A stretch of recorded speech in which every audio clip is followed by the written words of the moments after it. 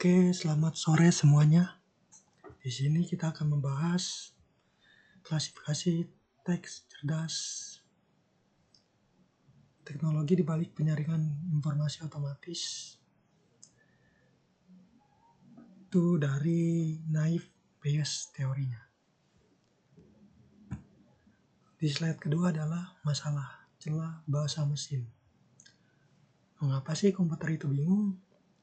Manusia hanya dapat memahami kata melalui konteks dan emosi. Komputer hanya mesin matematik. Dia nggak bisa memahami konteks dan emosi si manusia. Maka dari itu, prosesnya harus diubah menjadi angka biner, yaitu 0 dan 1. Dia mengubah teks tidak terstruktur menjadi angka vektor yang nantinya bisa digunakan mesin untuk menghitung peluang dan membuat keputusan cerdas. Slide ketiga yaitu kekuatan di balik layar. Penyaringan spam otomatis memisahkan email penipuan dari kotak masuk utama Anda. Yang kedua ada analisis sentimen. Membantu brand mengetahui ulasan pelanggan positif atau negatif. Ketiga dapat mengklasifikasi berita, menyusun jutaan artikel ke kategori olahraga, politik atau bisnis. Selanjutnya ada alur kerja pipeline sistemnya. Yang pertama itu dia dalam bentuk raw text. Data tidak teratur lalu diproses menjadi data yang bersih.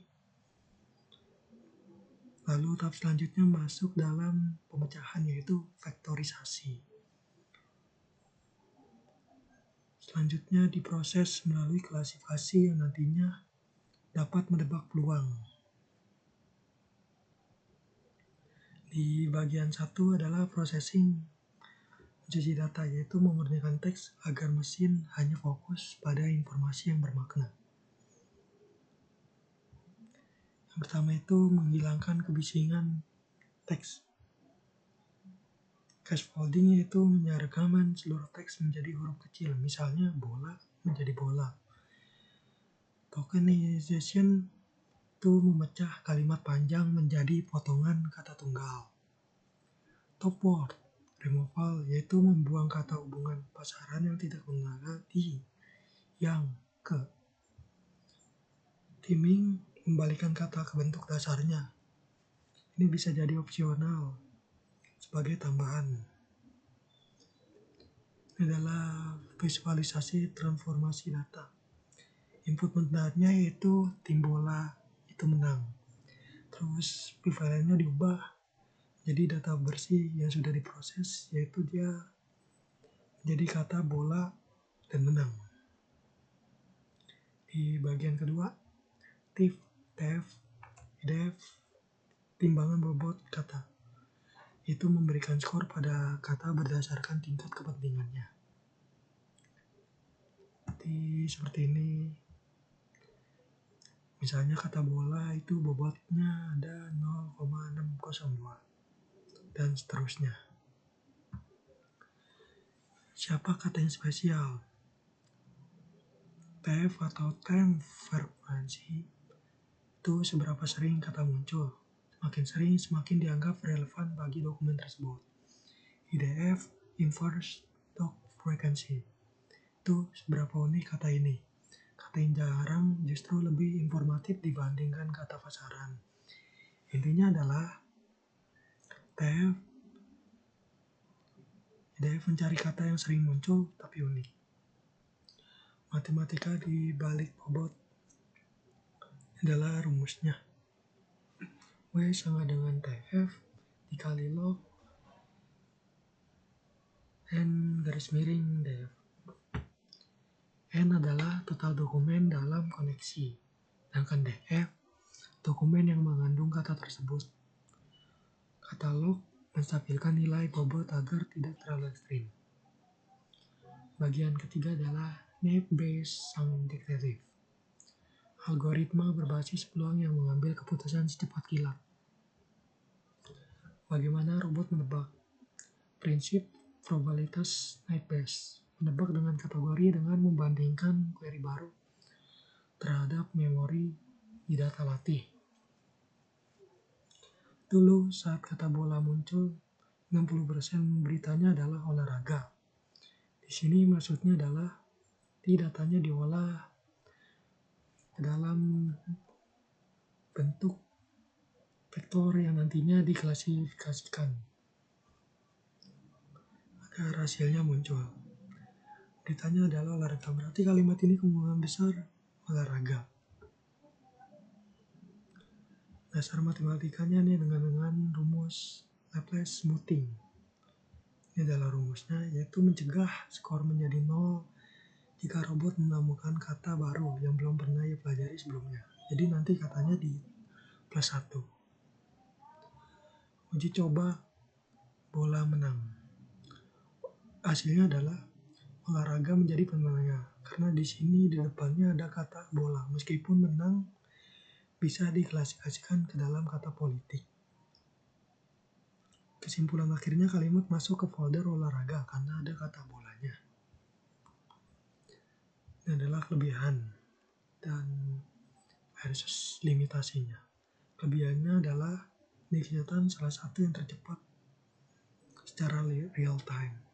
Limitasinya sangat hemat memori dan GPU. Data latih tidak butuh dataset raksasa. Limitasinya adalah sensitif terhadap bias data.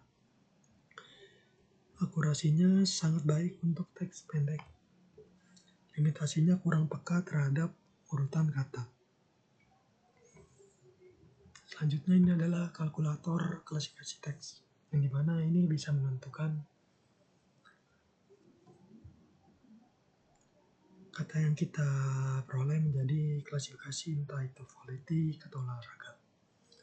Oke, kita masukkan katanya, misal bola menang. Dia otomatis akan menjadi kata olahraga. Selanjutnya kita akan coba partai. Otomatis dia masuk ke politik. Kata menang kita coba.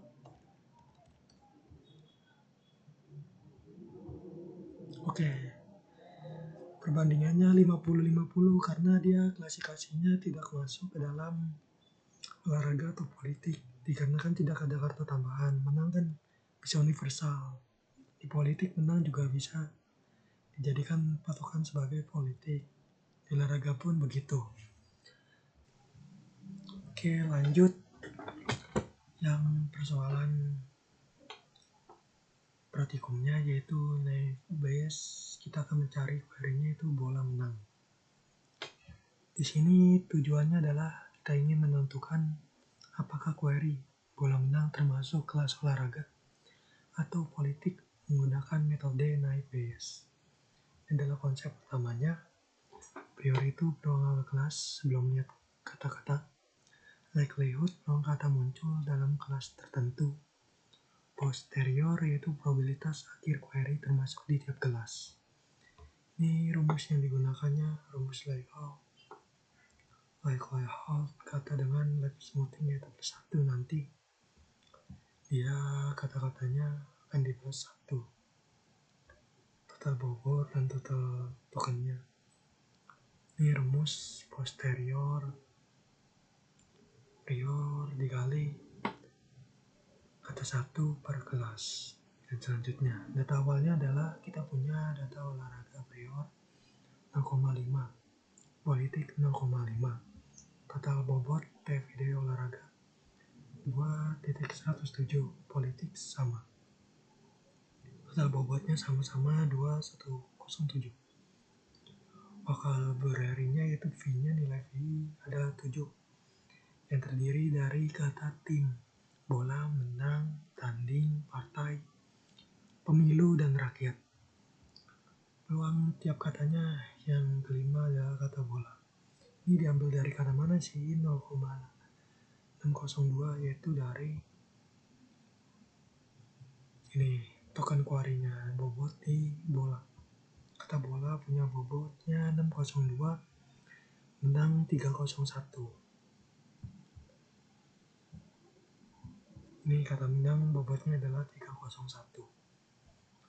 Di politik dia kata bola nggak ada, jadi 0. Terus plus 1 karena tadi kita pakai letters inti.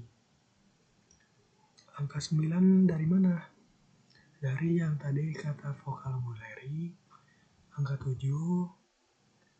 ditambah dengan kan yang kata masing-masing olahraga politik yaitu 2107. Nah, jadi dia kita dapat 107 dan di depannya angka 9.107. Jadinya katanya digabung. Hasilnya 0.176 dan yang politik 0110. Begitu pula dengan olahraga, vocabulary-nya adalah 7 dan masing-masingnya adalah segini. Bukan jadi 1. Hasilnya sesuai dengan tabel ini. Bola 07 nanti tinggal perhitungan skor. Ya, ini adalah ringkasan peluang kata. Itu bola ada masuk dalam kategori olahraga yaitu 0176 dan politik sangat rendah 01110. Sedangkan kata menang dia sama karena masuk dalam kategori netral, jadi sama-sama 50%. Coba kita hapus katanya. Iya, netral.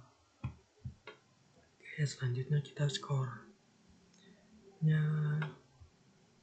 Cari posteriornya. Kan tabel di sini adalah posteriornya 500. Dia dan masukkan kata yang di sini. Yang kata olahraganya bola. 76 dikali 143 rata-rata tadi. Begitupun yang bawah, ini adalah hasilnya. Probabilitas akhirnya kita ubah ke dalam persenan. Coba kita hitung manual saja pakai kalkulator. Apakah total skornya valid atau tidak? Kita uji. 0.1257 dikalikan kita per dulu per 0.02041 dikalikan dengan 100. Hasilnya coba ke persen menjadi 61,6% hitung dari angka belakang. Diambilnya singkat saja jadi 61,6%. Begitupun dengan yang politik. Totalnya 38,4%.